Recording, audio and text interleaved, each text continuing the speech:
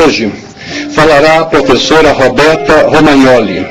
Ela é doutora em Psicologia Clínica pela PUC de São Paulo. É também professora do mestrado em Psicologia da PUC Minas e leciona na PUC Minas de Betim. Ela falará sobre o pensador francês Gilles Deleuze. Professora, podemos começar com uma pequena biografia do pensador, as suas obras principais? Sim.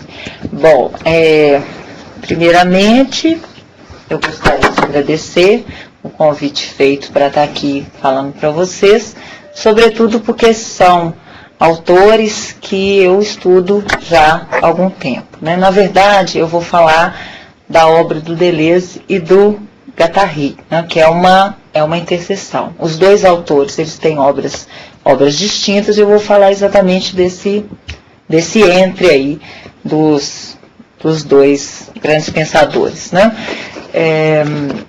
Como é uma obra bastante densa, eu acho boa a sua escolha de a gente começar exatamente pela bibliografia. Eu vou falar um pouco também de cada um, porque são autores bastante contemporâneos e que a maioria das pessoas às vezes nem sabe de onde eles saíram. Então eu vou começar por aí, né? Bom, Deleuze, Gilles Deleuze, que é o nome dele, ele era filósofo, né? E ele foi durante muito tempo professor da Sorbonne, na Paris 7.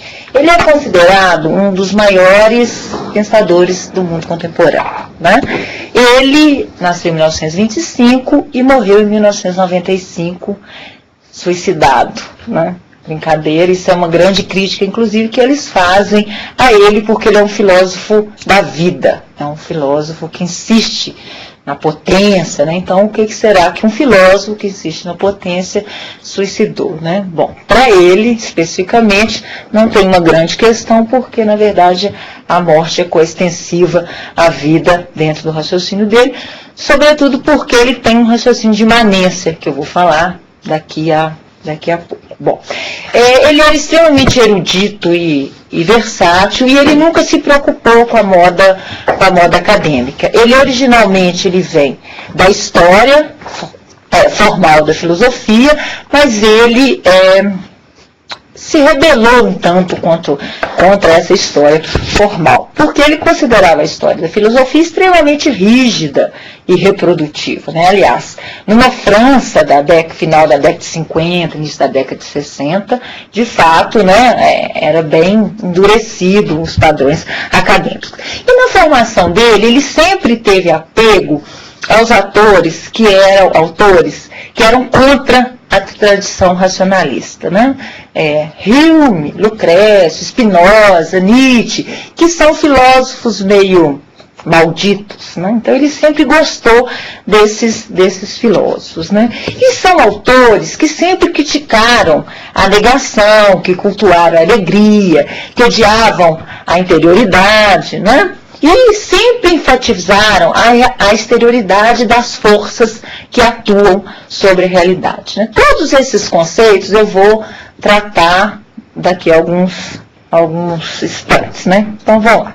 E nesse panorama, a gente pode afirmar que Deleuze é um filósofo que fala em seu próprio nome. Inclusive, ele faz um uso assim, bastante peculiar do que ele estudava, né? Com os autores que ele não tinha afinidade, ele tinha a seguinte estratégia. Ele aproximava-se do autor, do filósofo, e fazia nele um filho monstruoso, um filho em que o próprio autor não se reconhecia. E com os autores que ele gostava, ele fazia uma apropriação menos crítica, mais empática, né? E nunca se preocupando em ser fiel ou literal. Por isso que ler Deleuze é uma experiência ímpar, porque mesmo que você tenha lido, por exemplo, Spinoza, se você ler o Spinoza de Deleuze, você vê que tem um uso, tem uma inventividade do Deleuze na forma de tratar aquele autor. Ele teve dois encontros fundamentais na vida dele, que foi em 62 com Michel Foucault, que foi um grande amigo dele, e um grande admirador, e Deleuze também o admirava.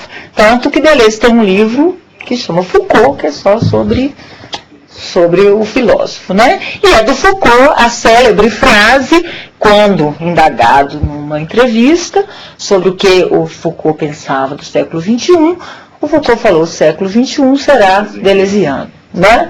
Bom, e em 1969, com Félix Guattari, né, que foi uma parceria extremamente fecunda, né? Com certeza, o Deleuze possuía uma grande capacidade de conhecer e de circular em várias áreas, em vários saberes, né? Pela filosofia, pela ciência, pelas artes, né?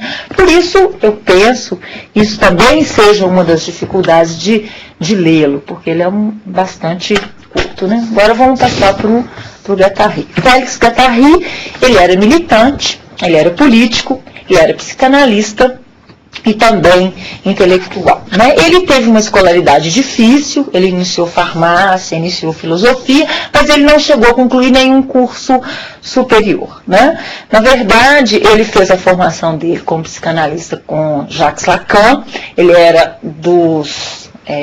o discípulo favorito de Lacan, e como todo bom discípulo favorito, ele se rebelou contra o mestre, né?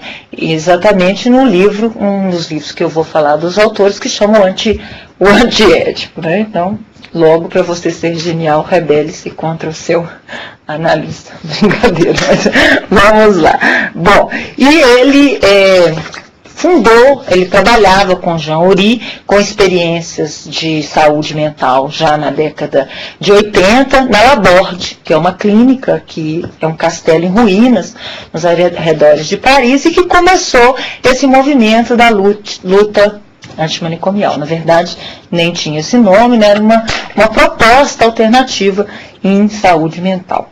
Bom, então, vamos lá, né? Ele nasceu em 1930 e morreu em 1992. Ele não suicidou, como Deleuze, ele morreu de infarto na Laborde, numa madrugada, né? Como ele era militante, ele participou de vários fatos concretos da nossa história, né? Ele era membro do Partido Comunista Francês, ele participou do Maio de 68, né, da ajuda ao Vietnã. Ele foi preso várias vezes, porque ele fundou uma revista, Recherche, que é uma revista que existe até hoje, é uma revista de esquerda francesa. E ele soltava artigos, que eram artigos um pouco assim, não digeridos pelo sistema da época, e aí ele era preso. Bom, esses dois autores, eles possuem obras distintas, tá? O Deleuze, ele tem vários livros, ele tem dezenas de livros, e o Guattari também tem a sua própria obra, né? Inicialmente como psicanalista e depois como esquizoanalista, se é que a gente pode chamar assim. Um dos nomes, né, vou até falar um pouco disso, um dos nomes dado à obra desses dois autores é esquizoanálise. Por que um dos nomes? Né? Porque os próprios autores não gostavam muito de ser nomeados e de ser classificados. Né? Mas, como a gente precisa dar nome às coisas, né? Um dos nomes que é dado é esquizoanálise. Sobretudo depois da primeira obra deles, que foi o Antiédipo, que eles trabalhavam muito o capitalismo e a esquizofrenia, e os fluxos esquizo. Então, esse nome esquizoanálise, ele é marcado por esse livro e ainda é um nome que faz referência. Né? O Guattari, numa entrevista que ele deu um pouco antes de morrer em Buenos Aires, ele já chamava a obra deles de Novo Paradigma Ético-Estético. Né? Ele achava que esse nome esquizoanálise tinha se perdido na história. Mas, enfim, ainda é um nome que a gente faz menção a ele nos meios acadêmicos. Então, os autores, essa obra Entre, né, é composta de 4 obras.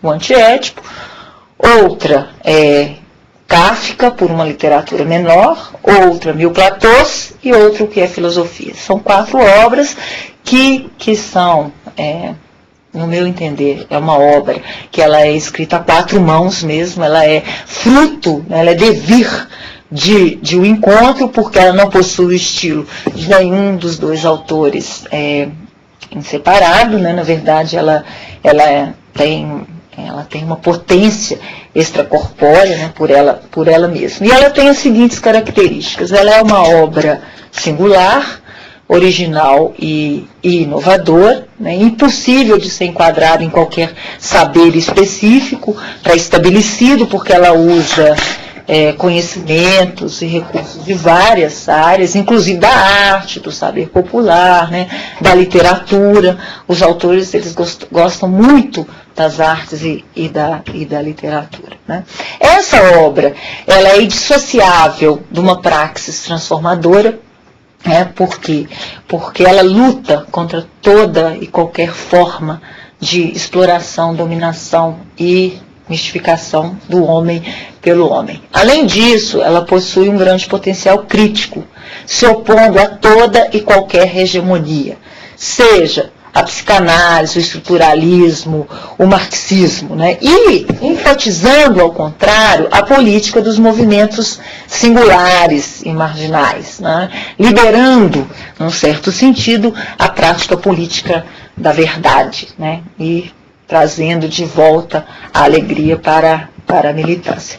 Essa obra, ela funciona como rizoma, inclusive a ideia de rizoma é uma ideia muito trabalhada pelos autores, né? No livro Mil Platôs tem um platô que inclusive chama rizoma. Essa ideia, ela é tirada da botânica, que o rizoma é um tipo de raiz que se contrapõe a uma raiz arborescente, a uma raiz estratificada, né? É um tipo de raiz, é uma rede móvel de caules, de fluxos, de redemoinhos, de tubérculos, onde não tem começo nem fim. Você pode entrar em qualquer lado, sair de qualquer lado. E a obra dos autores, ela é, de fato, rizomática, né? Você pode lê-la como você quiser, você pode conectar com que ponto, de que maneira você quiser. Ela não é uma obra evolutiva, né, de maneira alguma. Bom, a obra, né, que apresenta a esquizoanálise, ela possui duas tarefas fundamentais que são apresentadas no último capítulo do Antiédipo, né?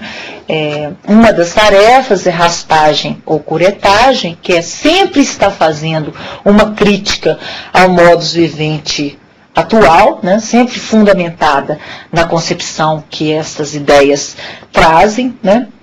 E, na verdade, assim, a raspagem, ela é concebida como uma tarefa destrutiva da sociedade, da superfície de registro e controle, que é um termo que eles usam no Antiédipo, contra a hierarquização, contra a estratificação, né? E esses estratos, essa hierarquia, na verdade, elas contêm a expansão da vida, né? E eles acham que isso deve ser criticado e deve ser identificado. O que se repete deve sempre ser identificado, inclusive para ser combatido. Outra tarefa da esquizoanálise é a produção de dispositivos, né? Eles acreditam que a obra ou qualquer proposta ou qualquer finalidade das atividades humanas deve ser para produzir novas maneiras de viver e de pensar, né? Isso é muito bonito nas obras dele. Inclusive, eles são usados por várias pessoas que trabalham com uma certa micropolítica, né? Um combate nos microfascismos, nos microespaços sociais, né? E a proposta, de fato, é de invenção, né? De inventar novas práticas, novas formas de ser, né? De estar no mundo. Enfim, bom, então eu vou falar um pouquinho agora.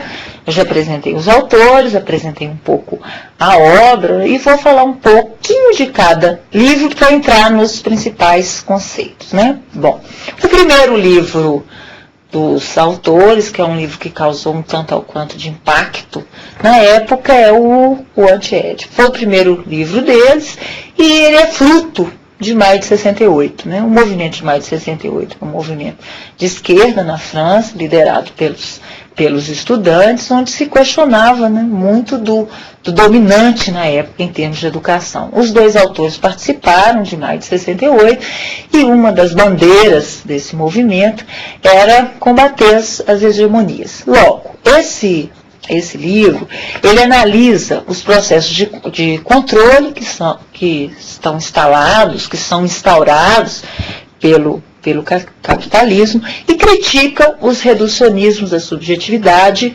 feitos pela psicanálise. Na verdade, os autores, o que eles fazem nesse livro é apontar que o Édipo é uma grande submissão do homem ao Estado, sobretudo o Édipo estruturalista. Por quê? Né? A saída para o Édipo estruturalista é a entrada no simbólico, na cultura. E em nenhum momento não se questiona essa cultura. Os psicanalistas não se questionam, parece que a cultura é uma coisa dada, que existe a priori, e que os autores, na verdade, abominam essa ideia de a priori, porque se eles partem do pressuposto que tudo pode ser engendrado, tudo pode ser produzido ou inventado, né, a realidade, de forma alguma, ela já está estabelecida. Então, eles fazem esse desmonte nesse livro, O Antiédipo. É um livro que tem uma escrita um pouco barroca, né? Tem uma amiga minha que brinca que na França daquela época tinha um estilo barroco de escrever, porque os franceses, como são extremamente críticos, eles escrevem para o outro não criticar, então eles são incompreensíveis. Então Lacan está nesse meio, Derrida, né? E Deleuze e Guattari também. Então é um livro um pouco difícil de ser lido, porque é uma associação livre mesmo, e ele não foi feito muito para ser compreendido, ele foi feito para afetar o leitor, né? Bom, o Mil Platôs, que é outra obra deles, que aqui no Brasil é editado em 5 volumes, ele é considerado o segundo tomo do Antiédipo. Ele foi escrito em 1980, né? Ele compõe-se de 14 platôs, né? Eles chamam, na verdade, platôs é como se fossem regiões de intensidade contínua, que podem ser lidos separadamente, né? Mas que formam um rizoma, como eu tinha falado anteriormente, né? Bom, esses platôs, eles tratam de vários temas: corpo sem órgãos, linguística, máquinas de guerra, micropolítica, né? Enfim, uma heterogeneidade de assuntos, né, que vão compondo, delineando a proposta dos autores. Bom, o outro livro dos dois, né, da dupla, é Kafka, por uma literatura menor. É um livro onde os autores examinam a obra de Kafka, que eles classificam como menor, né? Isso é uma proposta. Como eles detestam toda e qualquer hegemonia, eles não gostam do maior, né? Porque o maior estaria enquadrado nesse gênero. Então eles propõem uma literatura menor, uma língua menor, né? Mas não num sentido desqualitativo, num sentido desqualificativo, perdão, ou num sentido pejorativo, de maneira alguma, né? Mas eles acreditam que o menor, ele contém condições revolucionárias, né? E a literatura, ela tem uma grande potência revolucionária no seio dessa literatura maior. Então eles consideram Kafka um escritor menor, né? No bom sentido. Bom, o último livro é O que é Filosofia, né? Ele traz uma proposta bastante ousada de você pensar a filosofia por afetos e não pela representação. Eles acreditam, né, que pensar deve ser por aí. Na verdade, os afetos para eles não têm a ver com sentimentos, mas correspondem à potência que o ser vivo tem de afetar e de ser afetado, né? Seria a composição na qual a existência se exerce, né? E para eles, na verdade, a função do pensamento é decifrar sensações, decifrar os afetos e não explicar a verdade, né?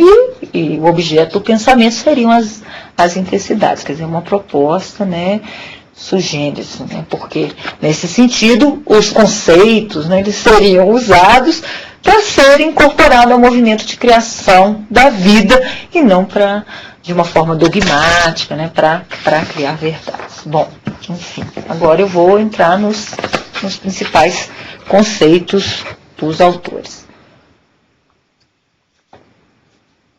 Eu acho que uma questão básica para você entender a obra de Deleuze e Guattari é exatamente a oposição que eles fazem de imanência versus transcendência. Na verdade, a obra, ela é feita, assim, ela é toda sustentada por um raciocínio de imanência e de positividade. Isso também é uma outra dificuldade para entender esses autores. Exatamente porque o modo de pensar ocidental, ele é calcado no oposto, né? Ele é calcado na negatividade, ele é calcado na separação das ideias das aparências, né? Ele é calcado na transcendência. Então, isso é muito difícil para a gente de apreender essa forma de pensar.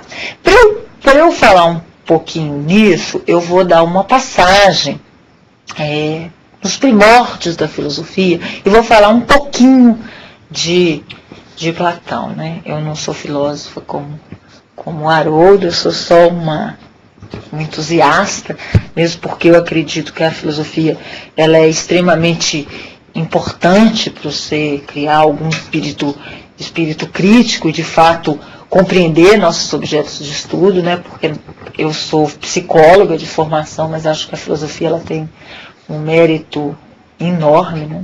Inclusive porque ela possibilita esse potencial crítico, nos possibilita pensar e inventar, mas sabendo onde se localizam as coisas. Então, eu peço desculpas, que eu não vou falar como filósofo, mas eu tenho que apresentar um pouco ao que Deleuze estava se opondo, né? Então, eu tenho que falar um pouco do raciocínio de transcendência, que foi primeiramente colocado e sedimentado por Platão. Bom, nas origens, né, da filosofia grega, a gente vai ter essa separação do mundo das ideias, do mundo das aparências, né? Do mundo das essências e do mundo das aparências, do mundo das ideias e do mundo do sensório.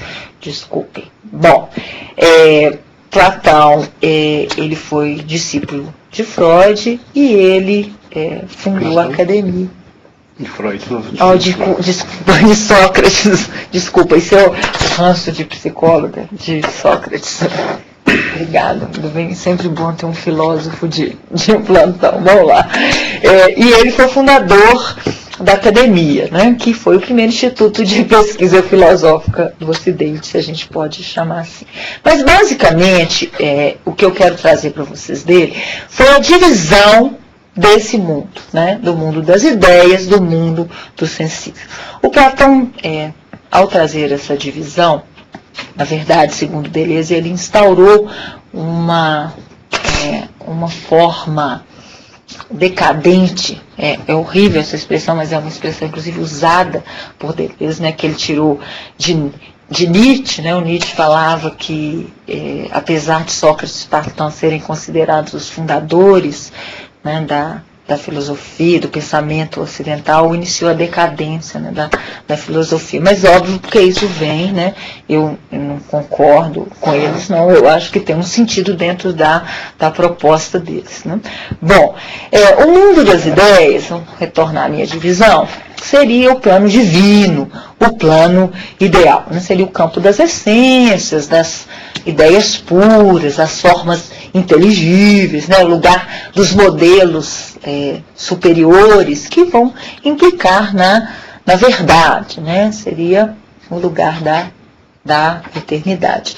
E esse mundo das ideias seria apreendido pelo pensamento, né, e a realidade seria o que já existe, né, que deve ser captado por essas ideias. E o mundo do sensível seria o plano do corpo, o plano material, né, seria o mundo terreno da matéria, das imagens, né, que vão se refletir nos corpos e seria o lugar das mudanças, né? O mundo do sensível seria apreendido pela experiência sensível e seria uma realidade secundária, né? Seria uma cópia, né, do que seria a verdade, que seriam as ideias. E essa divisão, né, para Deleuze, ela operou um corte entre o desejo e o pensamento. Né? Por quê?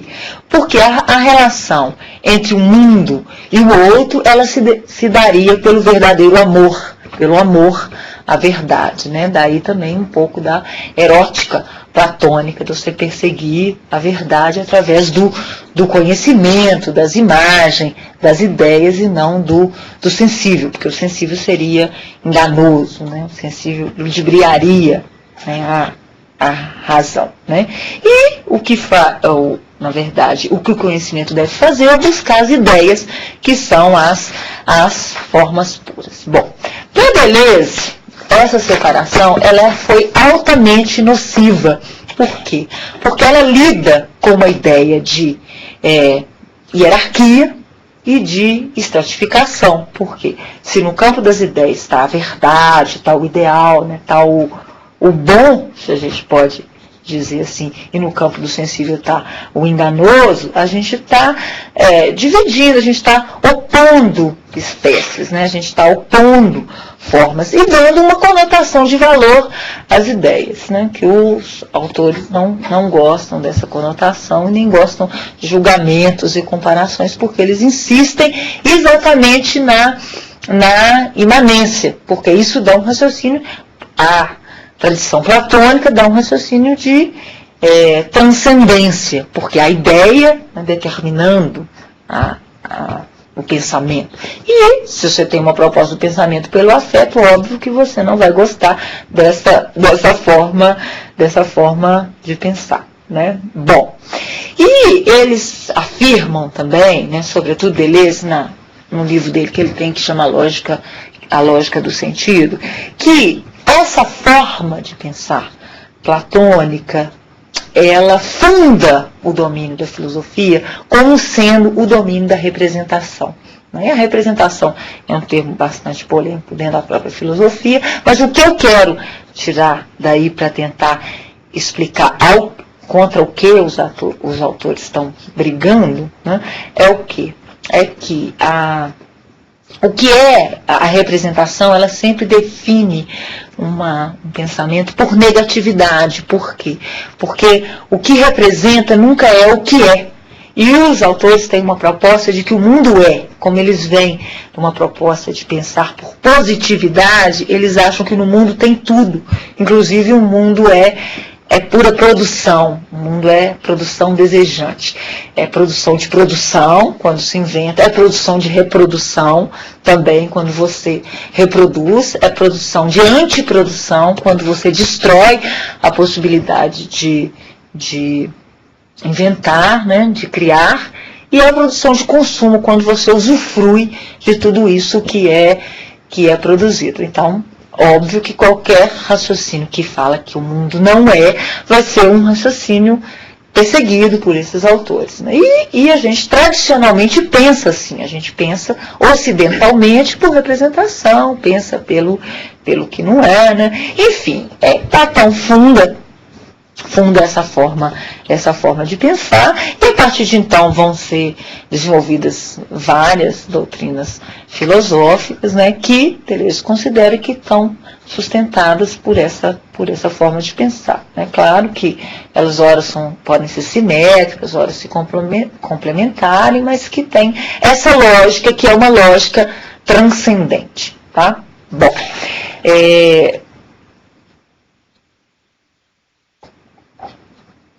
nessa forma de pensar, o pensamento ele é reduzido à razão e ao reconhecimento. Porque se a ideia já preexiste em uma forma pura, pensar é reconhecer, pensar é imitar, pensar é reproduzir, né? Por quê?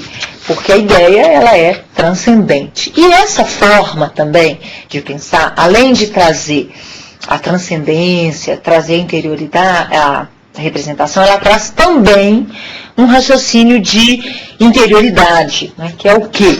Que são os modelos, são pensados e são criados pelas teorias, e eles são explicativos dessa realidade e se auto-explicam de alguma forma, né? Então você cria uma teoria, essa teoria vai ser um modelo, né, um modelo intelectual, e esse modelo vai explicar o mundo a partir de si mesmo, que é uma outra questão dos autores que eles defendem você captar a exterioridade das forças que atuam sobre os fenômenos. Você deve pensar uma coisa pelo que vem de fora, e não pelo dentro, e não pelo modelo que foi construído, mas com que fluxo aquele pensamento conecta, como ele conecta, o que ele deixa passar ou não deixa passar, né? Essa que é a proposta, né? Bom, paralelo a essa visão tradicional, a gente tem uma vertente nômade de filosofia, chamada assim pelos autores, uma vertente marginal, né, que cria caminhos outros, que não é o caminho tradicional, que é onde Deleuze coloca Platão, né, esses caminhos são inventados pelos pré-socráticos, por alguns sofistas, pelos estoicos e mais tarde por Nietzsche e Spinoza, que insiste exatamente nas bodas entre o desejo e o pensamento, né? Não tem essa separação das ideias, né, e do sensório, do sensível, né? Bom, esses pensadores, eles nômades, o que eles propõem? Eles acreditam que o mundo ele é perpétua relação.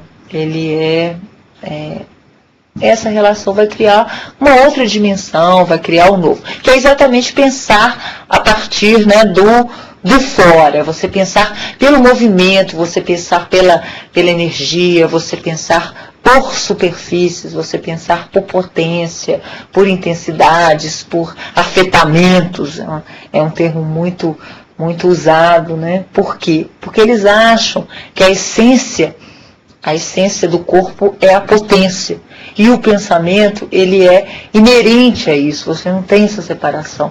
Que a vida, ela não é separada do pensar. Que pensar e viver, eles têm uma coexistência. Porque tudo é imanente. Tudo existe em si e está dado de si.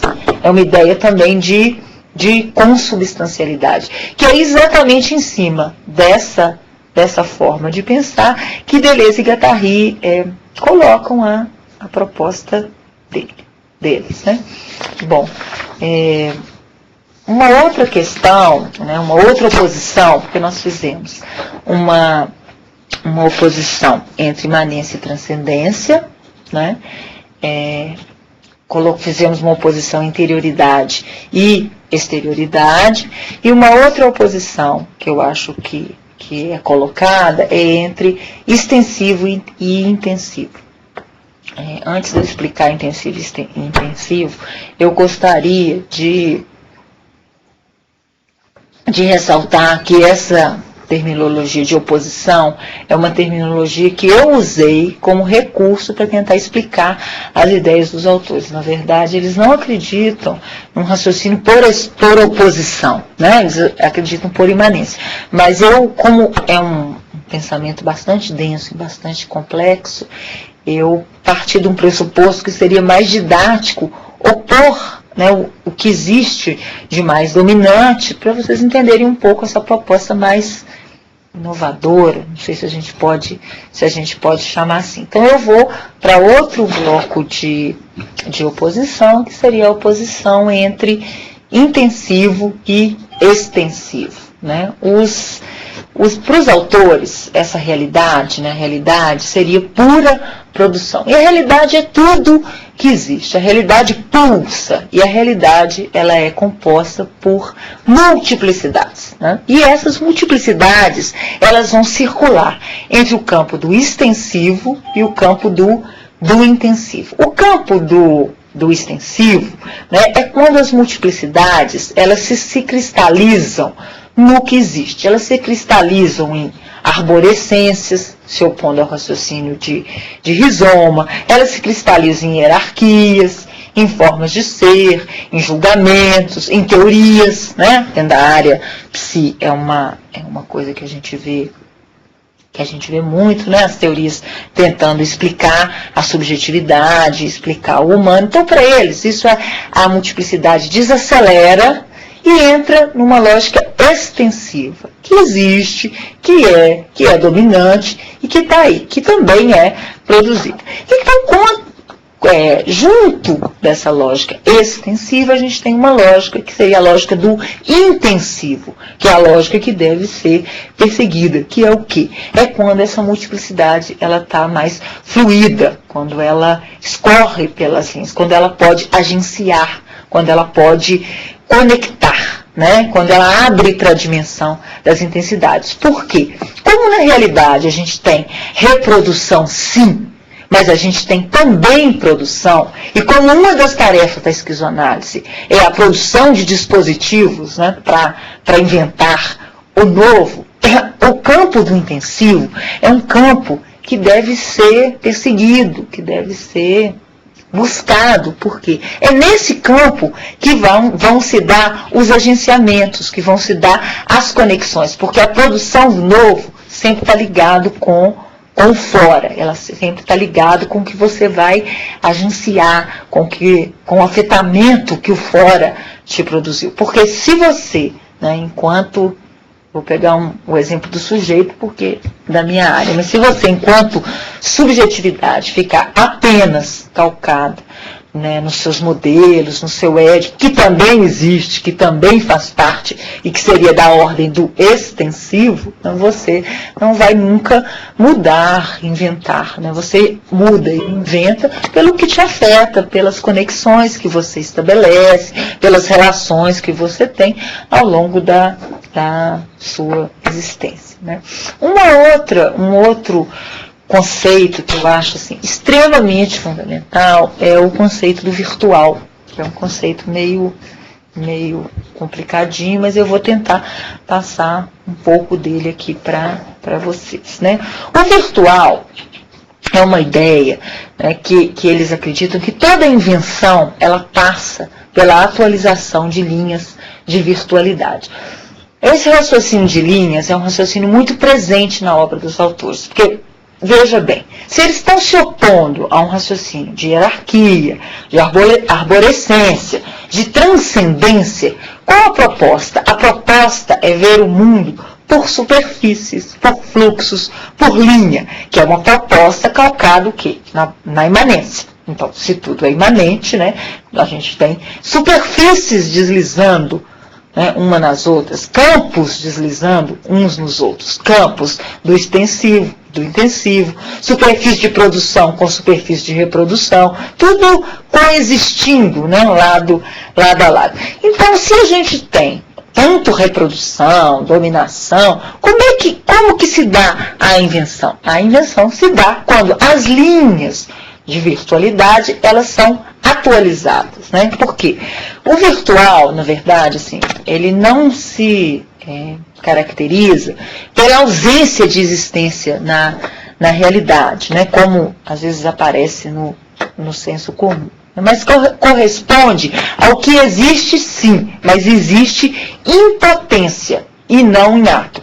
Na verdade, você só vai captar o virtual quando ele se atualiza no ato. Então, a gente tem potencialidades, a gente tem virtualidades que, a partir de um agenciamento, vão se conectar, vão formar um outro conceito dos autores, que é acontecimento, né? Porque quando o virtual se atualiza no entender dos autores, ocorre um acontecimento que vai ser sempre fruto de um agenciamento. Eles até, no Mil Platôs, eles chamam agenciamento coletivo da enunciação. Por que agenciamento? Junção, né?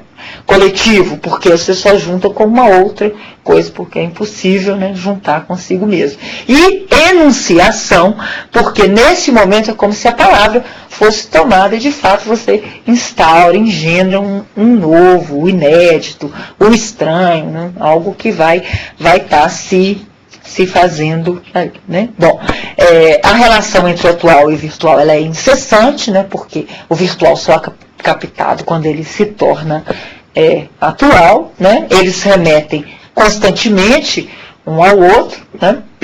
E coexistem no plano de imanência, né? Bom,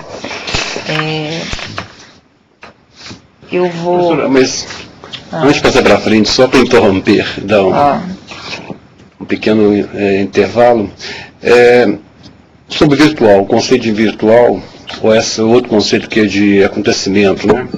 Poderia dar um exemplo de como que o virtual se atualiza, como que ele acontece, né? Vamos dizer assim? Atrás de um exemplo mais... Vou tentar outro. Vamos lá. É porque muito, na verdade, isso que você está trazendo eu acho que é importante, porque as ideias dos autores, elas são densas e abstratas, então fica difícil, assim, tentar explicar. Então vamos lá. Eu uso um exemplo que em alguns momentos ele é grosseiro, mas foi o que eu tentei para colocar para os meus alunos, foi um que eu consegui. Por exemplo, a pessoa vai tomar um avião. Então, você é um executivo e vai fazer uma viagem de avião.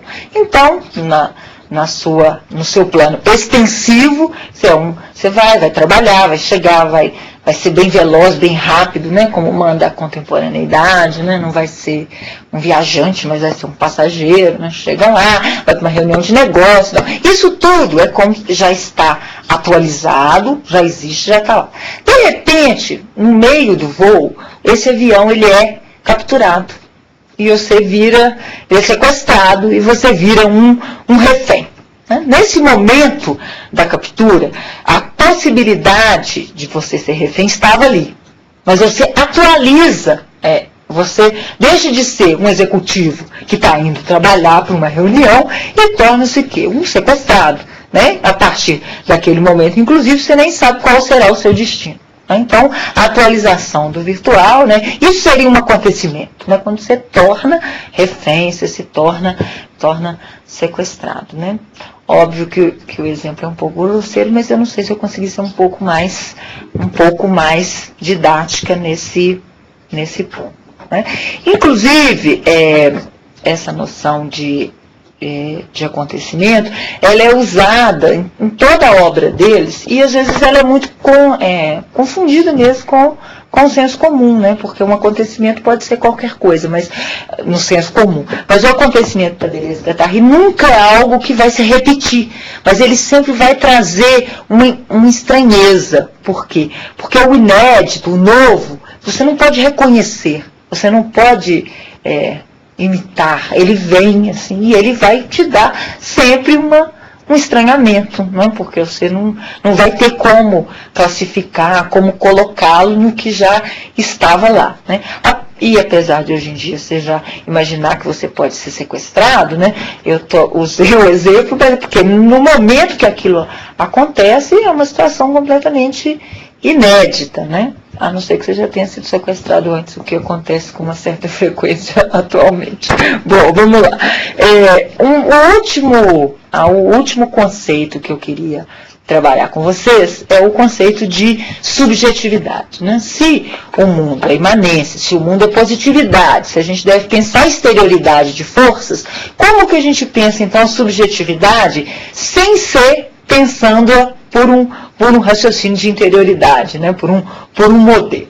Né? Na verdade, eles falam que a subjetividade ela remete não só a indivíduos, mas também a acontecimentos, nesse sentido que eu falei, a situações, a configurações sociais. E ela vai ser sempre produzida por instâncias individuais, coletivas, institucionais, sociais. Então, é uma proposta de uma subjetividade, digamos assim, heterogênea, né? De uma subjetividade, inclusive, composta pela cultura. Né? Você não tem separação sujeito-cultura, porque se na própria subjetividade faz parte a sua identidade, o seu eu, o seu psiquismo, né? Seu papai, sua mamãe, né? Existe, isso está lá, mas tem também o quê? Tem universos incorporais que estão nesse entre, que vão afetar essa subjetividade, que vão vir desse fora. Né? Bom, atualmente, né, eles colocam que essa subjetividade ela está calcada na subjetividade racionalista capitalista que produz o tal do sujeito, mas a subjetividade jamais pode ser reduzida ao sujeito, né? Aliás, ela não deve ser reduzida à consciência ou às representações, né, ou ao psiquismo, mas ela é em si complexa e em si heterogênea, né? Bom, essa subjetividade, se a gente tem um raciocínio de imanência, então a gente vai pensar a subjetividade, além dela ser composta pelo indivíduo e mais acontecimentos, mais situações, ela também é composta por linhas, né, que é a proposta de imanência. E essas linhas, elas são duras, né, ou também chamadas de molares pelos autores, como o Guattari veio da química, ele gosta dessa terminologia molecular. Essas linhas, né, duras, elas vão corresponder à identidade do sujeito, elas têm uma lógica binária, que é sexo, gênero, estado civil, situação, empregado, desempregado, nome familiar, né? Isso aí seria as linhas duras, que vai sempre classificar, codificar, interpretar a parte da subjetividade, a parte sujeito da subjetividade. E essas linhas, elas correspondem à face formal da subjetividade. Aquela face no qual o indivíduo se reconhece, né? Mesmo que tenha uma parte que ele pode até nem se conhecer, por exemplo, um inconsciente, mas aquilo é do indivíduo, está lá e é interior, num certo sentido. Seria um pouco a subjetividade psicológica, né? A subjetividade bastante estudada pela ciência da qual eu venho. Nessa subjetividade, essas linhas duras, ela vai organizar a nossa vida dentro de um determinado tempo, né? Vai organizar o nosso cotidiano, vai nos dar a possibilidade de nos reconhecer, de nos desconhecer também em algum momento. E vai ser exercida de uma maneira mais utilitária, né? Ela está aí. Entretanto, junto com essas linhas duras, porque se o raciocínio é de coexistência, né? Se o raciocínio é de positividade, a gente tem duro, mas a gente também vai encontrar linhas flexíveis. E essas linhas flexíveis, ou também chamada de moleculares, né, se opondo, né, ao molar, né, que seriam as linhas duras, elas vão possibilitar o afetamento da subjetividade e vão criar zonas de indeterminação para essa subjetividade. Então é como se o indivíduo, ele junto com as linhas duras, ele tivesse uma faceta. Vamos imaginar um sujeito, assim. Geralmente eu desenho isso no quadro para os meus alunos, pelo menos visualizar, para a gente ter uma possibilidade maior de compreensão. Então vamos imaginar um sujeito, tá? Umas linhas duras, tá lá o bracinho, a perna, e em determinado momento a gente teria uma flexibilização dessas linhas que criaria uma zona mesmo de indeterminação, onde aquela subjetividade, outrora endurecida nas linhas duras, teria a possibilidade de ser afetado por outros universos que não sejam ela mesma, né? que a rodeiam. E que universos seriam esses? Né? Poderia ser uma outra pessoa, né? Uma outra subjetividade, poderia ser, não sei, um filme, né? Aliás, as obras de arte, quando de fato é arte, né? Quando é essa arte um tanto ao quanto pasteurizada que anda por aí, mas as verdadeiras obras de arte, elas agenciam exatamente nessa faceta da subjetividade, que é a faceta sensível, porque as obras de arte, elas têm a possibilidade de nos afetar sem a gente conseguir, de fato, nomear o que aconteceu. A gente pode até, em algum momento, capturá-la pelas nossas linhas duras e fazer, por exemplo, uma análise de um filme, e entender, e compreender, e classificar, e explicar, e remeter ao campo das ideias. Mas, na verdade, assim, o afetamento, ele sempre vai dar no entre, ele sempre vai dar no meio, nessa zona de indeterminação. Então, quando o filme, por exemplo, ele te afeta, quando uma pintura, quando um livro que você lê te afeta, na verdade, ele vai, quando ele conecta com a sua faceta sensível, ele cria uma coisa estranha que você não sabe muito dizer o que é, e você se torna um tanto diferente depois de ter visto aquele filme ou lido aquele livro, né? E junto, e a gente tem outras linhas nessa subjetividade, que são as linhas de fuga, né? Que é um outro conceito bastante usado pelos leitores, que são as linhas que, de fato, vão convergir em processos que vão gerar o novo. Né? Então, é óbvio que essas linhas de fuga, elas vão ser montadas nos agenciamentos que a gente faz por essa parte sensível da nossa subjetividade, pelas linhas molares, pelas linhas pelas linhas moleculares, pelas linhas mais flexíveis, e vão possibilitar o quê? Né? A demolição do velho e arrastar a subjetividade para essa coisa nova, porque na verdade a invenção, né, ela é